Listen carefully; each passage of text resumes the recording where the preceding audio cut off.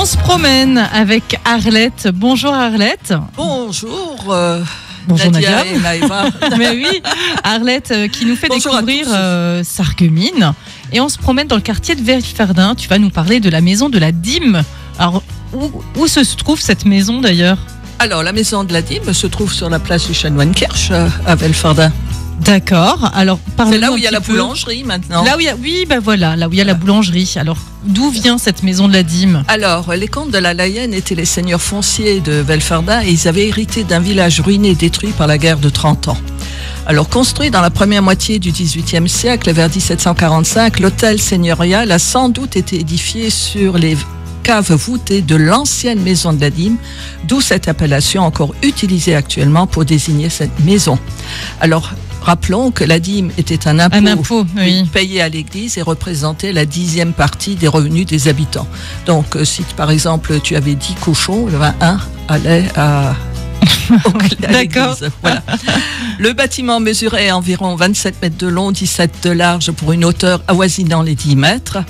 Et au rez-de-chaussée, sous les arcades ouvertes, se tenaient les marchés et les plaides anneaux, c'est-à-dire des assemblées qui se tenaient annuellement.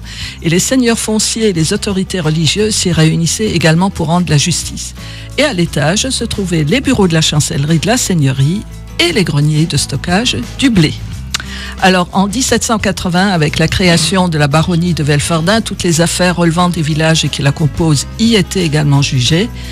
Et en 1784, le bâtiment servait également à la communauté pour les foires et les marchés.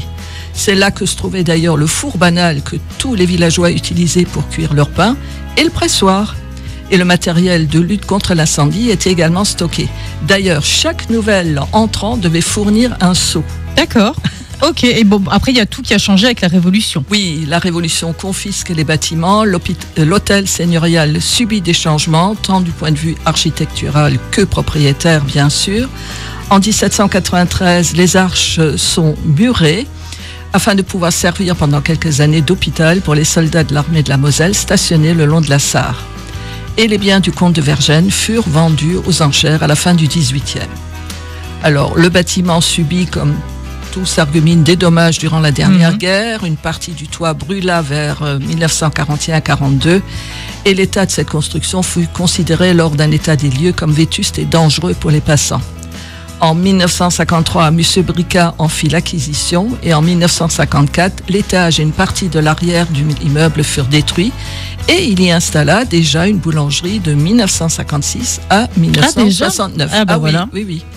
Puis au fil des années, le bâtiment se détériore. La ville en fit l'acquisition en 1991, mais aucune restauration ne fut envisagée. Finalement, la parcelle devint la propriété de M. Auwert père, qui transforma cette ruine en un local commercial. La partie rénovée, occupée actuellement par la boulangerie Berg, ne représente environ que le quart du bâtiment d'origine. Que le quart du bâtiment d'origine. Comme quoi, ben voilà, on en apprend tous les jours sur les monuments, les rues de Sarreguemines et des environs.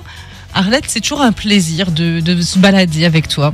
Voilà, au gré de tes envies. Alors, dans 15 jours... Oui, où allons-nous ? Oui, c'est les vacances. Donc, on va partir en Sarre à Gondwana. Les dinosaures. Oui, la préhistoire, les dinosaures. J'ai emmené mon fils quand il était petit là-bas. Ah, c'est super. On en parlera dans 15 jours. Voilà, donc on va vous donner des idées de sortie à faire en famille grâce à Arlette. Tout ça dans le coin.